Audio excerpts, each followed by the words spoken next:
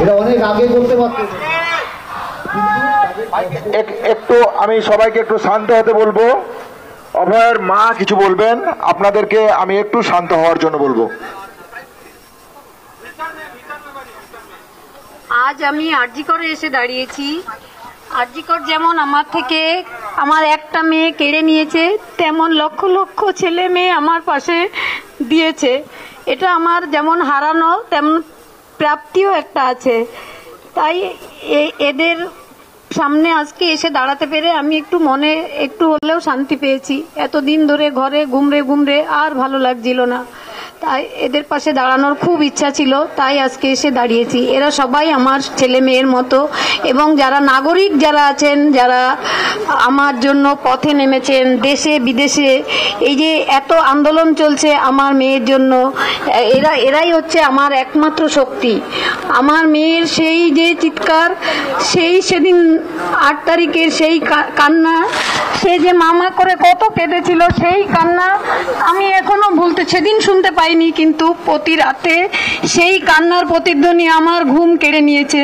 এবং আমি চাই যারা আমার মেয়ের এই যে ঘটিয়েছে তারাও যেন আমার মতো ঘুমহারা হয়, তারা যেন আমার মতো প্রতিনিয়ত এই কষ্টটা পায়। তাই আমি এই সবাইকে বলবো, আমি যতদিন আমার মেয়ের বিচার না পাই ততদিন যেন তারা আমার পাশে থাকে এবং এই আন্দোলন চালিয়ে যায়।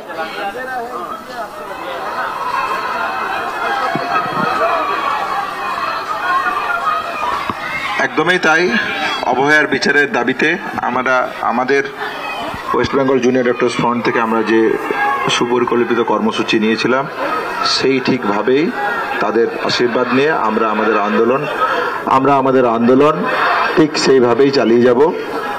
আমরা যেভাবে পারবো ঠিক সেইভাবেই সুশৃঙ্খল এবং শান্তিপূর্ণ উপায়ে আমরা যেভাবে আন্দোলন চালিয়ে যাচ্ছিলাম ঠিক সেইভাবেই চালিয়ে যাব। আমরা আরজিকর মেডিকেল কলেজ এবং সমস্ত পশ্চিমবঙ্গের মেডিকেল কলেজের পক্ষ থেকে আমরা একটা সন্তান আপনারা হারিয়েছেন, তো আমরা সবাই আপনার সন্তানের মতো, এবং আমরা সবাই যতক্ষণ না এই জিনিসটার বিচার হচ্ছে আমরা আপনাদের সাথে আছি। ওদের কোশ্চেন আমরা এবার প্রেসের মাইকে বলবো। যারা এই কথাটা এইমাত্র বলল, মানে আমার সন্তান সম, এখন তাদের আমি ধন্যবাদ দিয়ে ছোট করব না, তাদের আমি আশীর্বাদই দেব এবং তাদের মনে আরো শক্তি বাড়ুক, এটাই আমি চাইব। প্রেসের সঙ্গে আমার একটা কথা আছে, আজকে প্রেসের কোনো প্রশ্নের আমি উত্তর দেব না, আমি কতগুলো প্রশ্ন করব, আমি চাইব প্রেস এই উত্তরগুলো ভবিষ্যতে আমাকে দেওয়ার চেষ্টা করবে।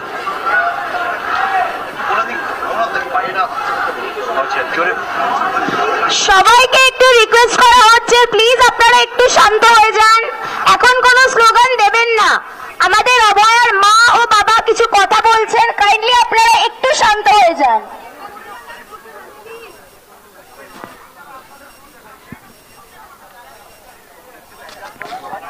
হ্যালো,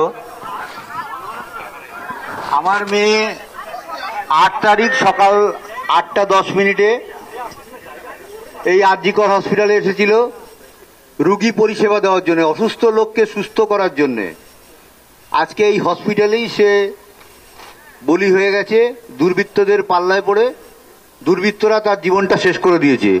আজকে তার এত দিনের স্বপ্ন, এবং আমি যে 62 বছর ধরে যে স্বপ্ন তিল তিল করে গড়ে তুলেছিলাম, একটা রাতের মধ্যে আমাদের জীবনটা পুরো উলটপালট করে দিয়েছে।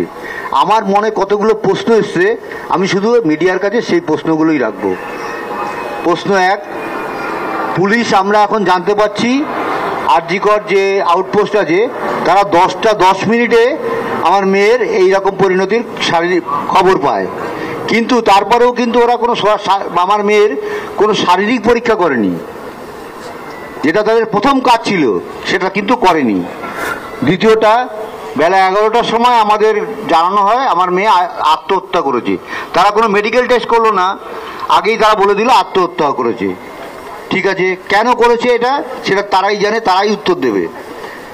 আমাদের মেয়েকে দেখতে আমরা যখন হসপিটালে আসি 12:10 আমার সেই মেয়ের মুখ দেখতে 3 ঘন্টা 3.5 ঘন্টা ওই সেমিনার হলের বাইরে আমাদের বসিয়ে রাখা হয়, এবং মেয়ের মা মানে অভয়ের মা পুলিশের হাতে পায়ে ধরতে শুরু করে। ভেতরে তখন লোকজন ঘোরাঘুরি করছে, আমাদের কিন্তু ভেতরে ঢুকতে দেওয়া হচ্ছিল। এটা কি কারণে?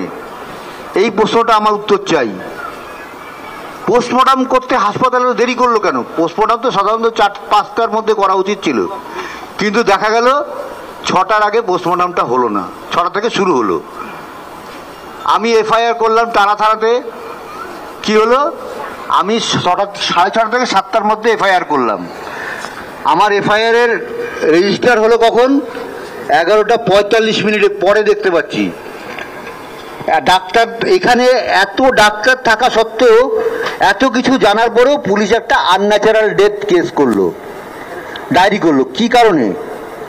হাসপাতাল কর্তৃপক্ষ, পুলিশ কেউ এফআইআর করলো না, যেটা সবার আগে দরকার ছিল, করেনি।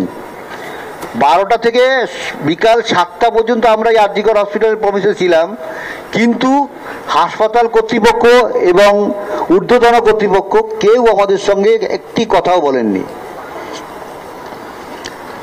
আমরা রেখে দিতে চেয়েছিলাম, কিন্তু যে কোনো মানে এত প্রেশার আমাদের তৈরি করা হয়েছিল সেই সময়।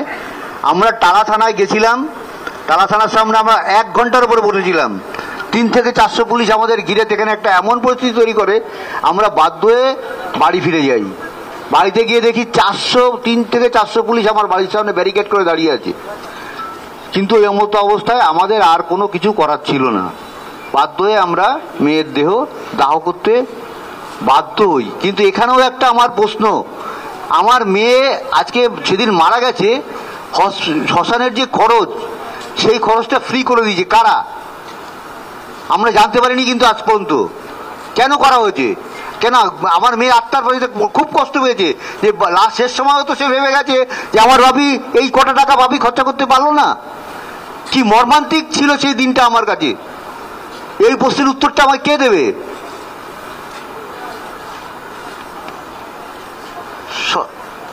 যখন আমার মেয়ের দেহ আমার ঘরে সাহিত্য ছিল, তখন ডিসি নর্থ আমাদের ঘরের একটা গলিতে ঢুকে ঘরের ভেতরে তিনি আমাকে টাকা দেওয়ার চেষ্টা করেন, এবং তার যা জবাব দেওয়ার আমরা সঙ্গে সঙ্গে সেই জবাবটা দিয়ে দিয়েছি। ডিসি সেন্ট্রাল ইন্দিরা মুখোপাধ্যায় বারবার প্রেস মিট করে করে মিথ্যা কথা বলছেন, মিথ্যা আচরণ করছেন। কারণটা কি? কি কারণে এনারা করছেন এই জিনিসটা? তাই দিয়েই আমাদের একটা বিশাল প্রশ্ন আমাদের সবসময় মনে আসছে। আমার এই সমস্ত প্রশ্নের উত্তর কে দেবে? পুলিশ প্রশাসন, না হাসপাতাল কর্তৃপক্ষ, স্বাস্থ্য ভবন? সবার কাছে আমি এই আর্জি জানিয়ে আমি এখানে বক্তব্য শেষ করছি।